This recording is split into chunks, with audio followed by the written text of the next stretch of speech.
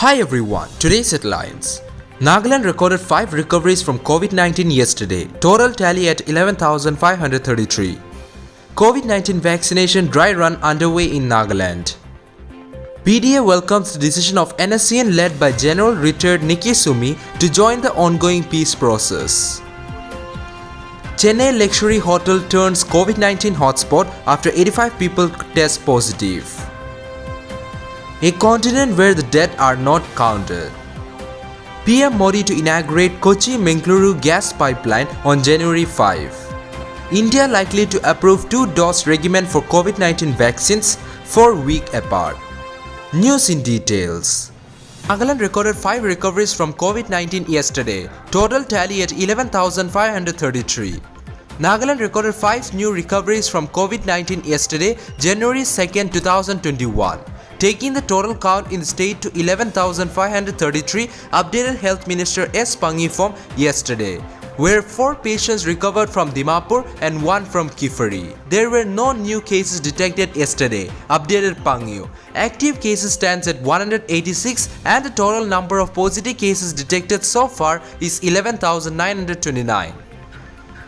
Out of the total positive cases in the state, 4,654 positive cases are among the armed force personnel, where is 39% of the total tally. 1,836 cases are returnees or travelers, accounting to 15%. 4,871 are trace contacts, which is 41% of the total cases, and 566 frontline workers at 5%.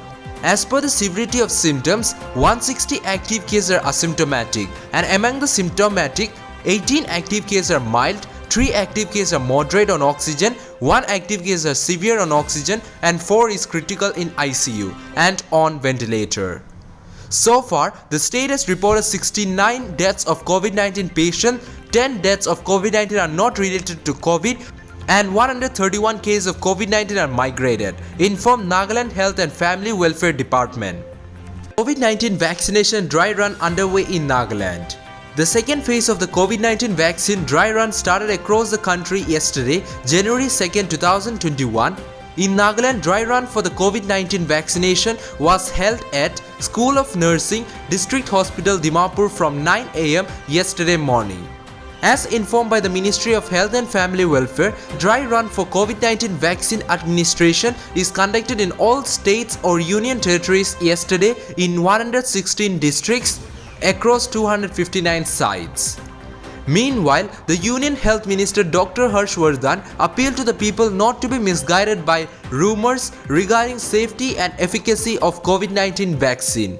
We will not compromise on any protocol before approving a vaccine, Health Minister assured yesterday. The dry run is a mock exercise to prepare the administration for the final vaccination drive. In the first phase, 2 days dry run for COVID-19 vaccination was held in 4 states, Andhra Pradesh, Gujarat, Punjab and Assam on December 28 and 29, 2020. PDA welcomes the decision of NSCN led by General Retired Nikki Sumi to join the ongoing peace process. The People's Democratic Alliance warmly welcomes the decision of the NSCN GPRN led by General Retired Nikki Sumi to join the ongoing peace process between the Government of India and the Naga national political organizations. A press statement from the PDA chairman Chingwang Konyak and co-chairman Temjang Imna Along said that this speaks volume of the commitment of the Naga leaders towards bringing a final solution to the Naga issue, and they desired that peace prevails amongst the Naga. The PDA encouraged all stakeholders to come together for the common cause and desire for peace, development and unity of the Nagas.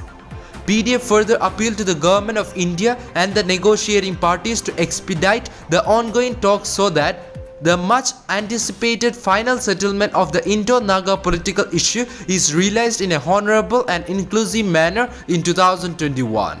Chennai luxury hotel turns COVID-19 hotspot after 85 people test positive. About 85 people including staff member of ITC Grand Chola in Gonde here have tested positive for the COVID-19 since December 15 last year, a senior official said here on Saturday. Of the total of 609 samples collected till date, 85 were found to be positive. Following this, the Greater Chennai Corporation has been instructed to carry out saturation testing of all the guests at the hotel.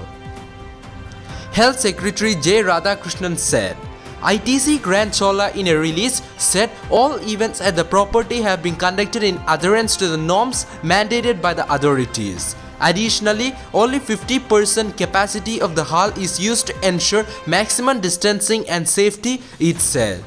The first case was reported after a chef got infected on December 15. As many as 16 and 13 cases were reported on December 31, 2020 and January 1, 2021.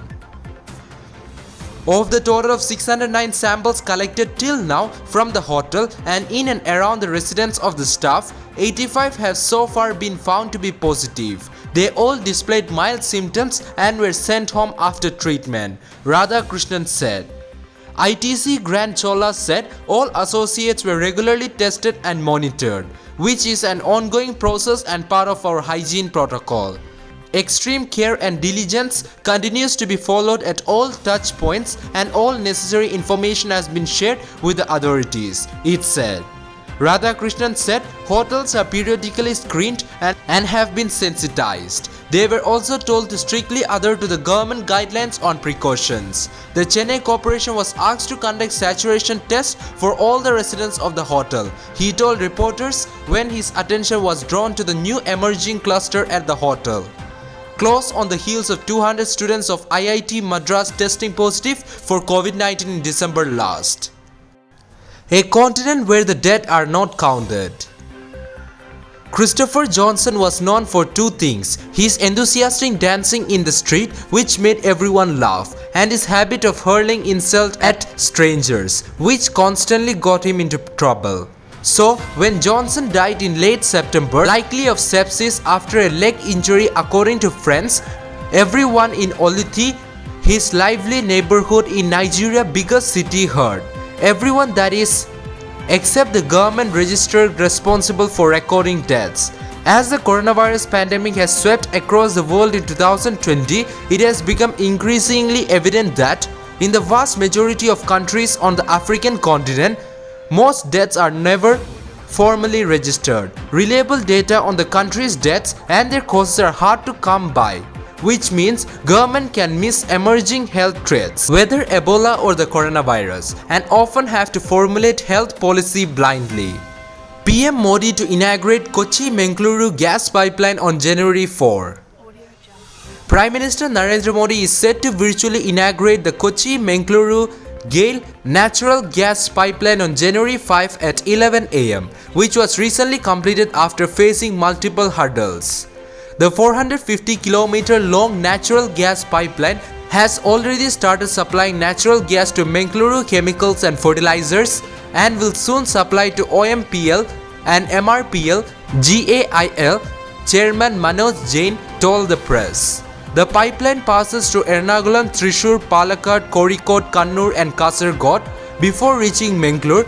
This marks an important step in encouraging people to use natural gas, which is environment friendly. The LNG terminal of Petronet was commissioned in Kochi a few years ago, but at low capacity utilization due to lack of connectivity. With the completion of the pipeline, Jain believes connectivity will improve. This pipeline will help gas distribution through Kerala and Karnataka and will provide it to households at a cheaper rate, Jain said, adding that the pipelines will supply fuel to vehicles through CNG. India likely to approve 2-dose regimen for COVID-19 vaccines, 4 weeks apart. India's drug regulator is likely to approve administering 2 doses of AstraZeneca or Oxford vaccine and another locally developed one by Bharat Biotech, each 4 weeks apart.